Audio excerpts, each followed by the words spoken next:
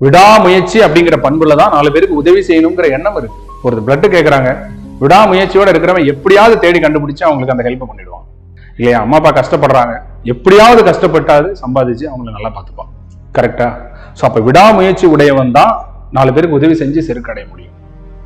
அப்படி விடாமுயற்சி இல்லாதவன், தாழாண்மை இல்லாதான் வேளாண்மை பேடிகை வாழாண்மை போல கெடுங்கிறார். விடாமுயற்சி இல்லாதவன் 4 பேருக்கு உதவி செய்யணும்னு நினைக்கிறது ஒரு பேடி தன் கையில் வாளோடு போர்க்களம் புகுந்ததை போல. ஒரு கோழை தன் கையில வாளோட போர்க்களத்துக்கு போனான்னா அவனையும் காப்பாத்திக்க மாட்டான், அவனை நம்பி இருக்கவங்களே அவனால நாட்டையும் காப்பாற்ற முடியாது. அதே போலதான் முயற்சி எடுக்க துப்பில்லாதவன் 4 பேருக்கு உதவி செய்யணும், எல்லாரும் நல்லா இருக்கணும், அவங்கள பாத்துக்கணும், இவங்களை பாத்துக்கணும், நல்ல எண்ணம் மட்டும் போதுமா? சீனின்னு எழுதி நக்குனா இனிக்குமான்னு கேட்பாங்க தெரியுமா? சக்கரன்னு எழுதி நக்குனா இனிக்குமா?